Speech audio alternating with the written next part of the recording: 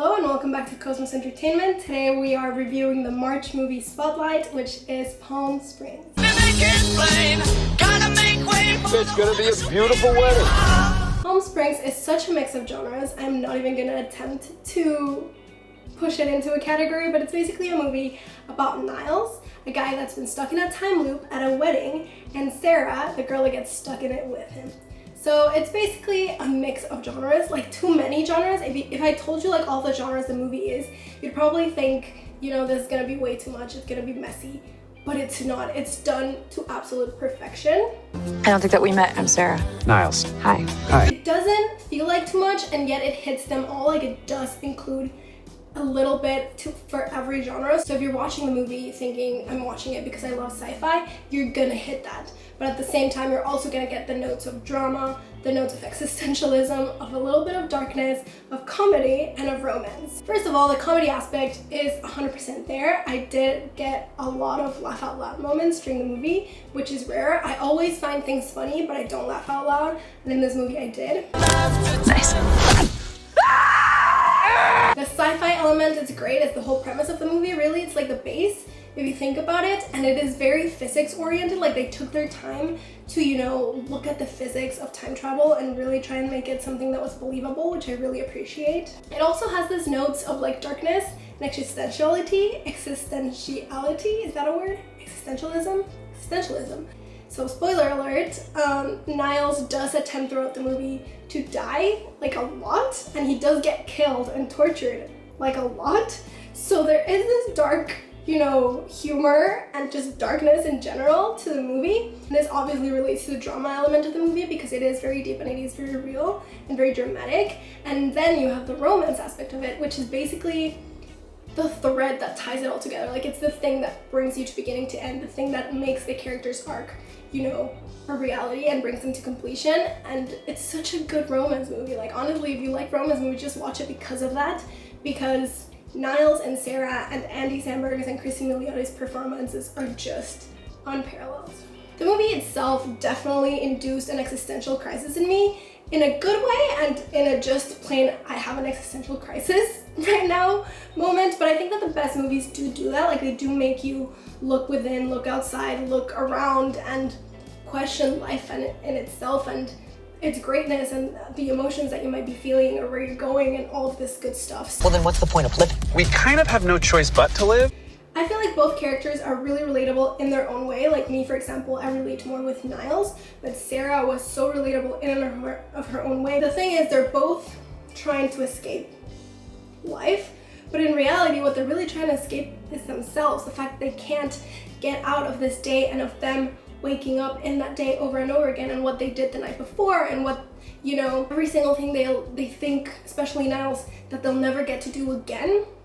It's such a deep thought process of, you know, how do you escape yourself in a time loop that perfectly translates to how do you escape yourself in life, because you can't, you simply can't. How do you escape the things you've done? You can't. It's so grand, but it's so thought-provoking. I also think it's super interesting. I've read a lot of reviews and I've read a lot of like people, you know, talking about the movie, and I felt this myself too. It's super interesting and super dark how you kind of through the movie start to wish you were stuck in a time loop. Like, there's a point in the movie where the time loop gets fun, you know, when they're both in it together and they're trying to make the best of it. And it just looks super fun to live a life with no consequences, to live a life where whatever you do, it really doesn't matter. And the next day you wake up and everything's just the way it was. It has this alluring effect that is crazy to feel like you're watching a movie and suddenly you're like, yeah, that looks amazing. Like, I wouldn't have to worry about anything. I do think it's worth noting though that this begins to happen when they're both in the loop, you know, like when they start having fun, when they start falling in love. Like, I feel like if you're stuck in a loop alone like Niall was, and they never specify how long he was in there, but a lot of people say it's over 40 years. Imagine living the same day over and over and over for 40 years alone. Like, he wasn't completely alone because he was with Roy, but like, you know what I mean? Can you imagine how, like, when you really start to picture it, you really understand all of his suicide attempts and how he just gave up and doesn't give a crap anymore, because imagine, like, he didn't even remember what he did before being stuck in the loop. Like, it's insane. But when you see them together in it, in love, you know, just having fun together and making memories, because once you're together, the things you do actually begin to matter because someone else remembers them and you can talk about them and, you know, you're growing together. It becomes kind of enticing. Besides that, I think the movie had a great soundtrack. Like, the music they used was amazing. In the last scene, they have Cloud Busting, which is such a great song, and I think it just perfectly captured the theme of the movie and the theme of the last scene, and it was just great. The music all around was great. The acting itself was great. Once again, I've talked about Andy Samberg and Cristin Milioti. They were so good. They weren't just great in their chemistry, they were great in portraying this, you know, Niles in portraying this, he's given up, Andy Samberg I mean, in portraying this, you know, life is meaningless, I've given up, I don't care. And Sarah in this, you know, desperate attempt to get out of there because she just hated when she was waking up, and she hated herself for doing that thing that when she woke up she was like, I can't be here anymore. I mean, they both were just so rich in their characters and in their acting and in their portrayal that it really added to the movie.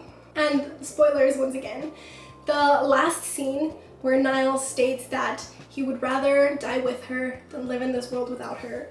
I hope that blowing ourselves up works, but it's really irrelevant to me as long as I'm with you. And if it kills us, well then,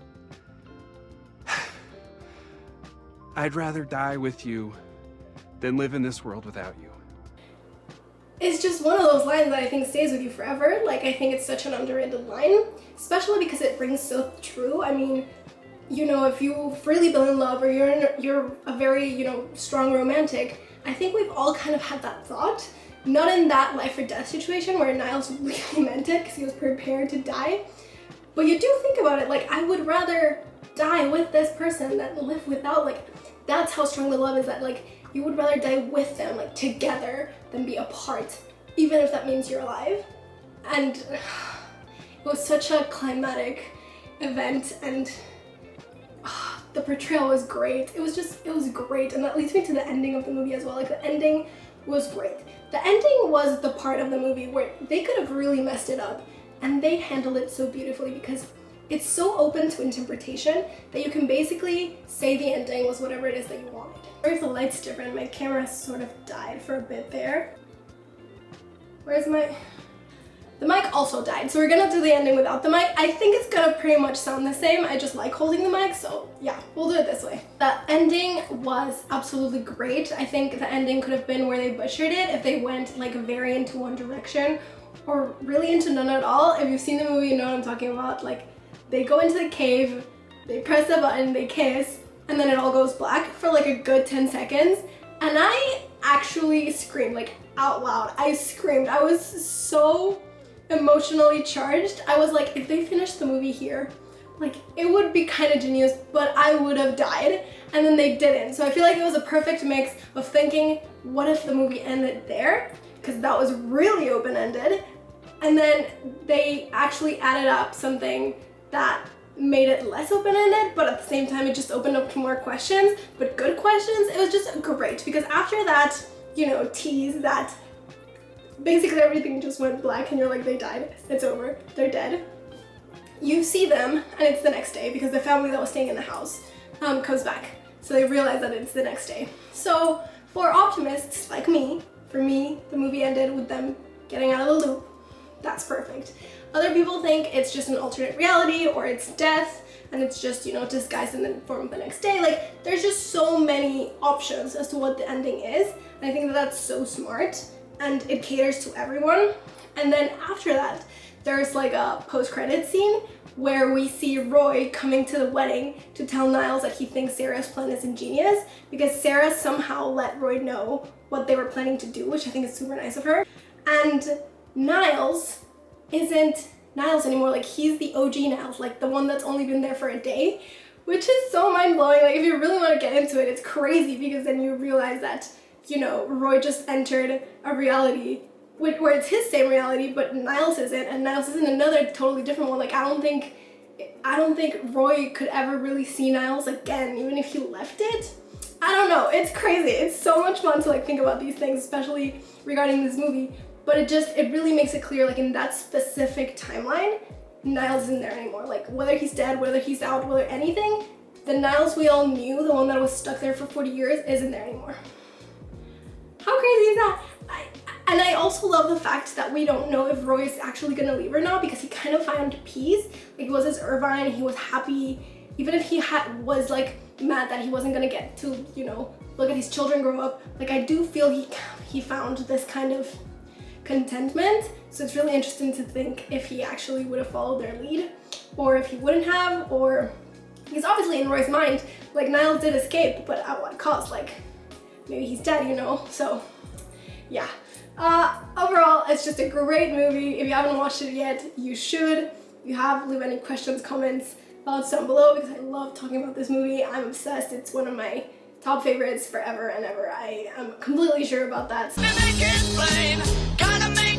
It's gonna be a beautiful wedding.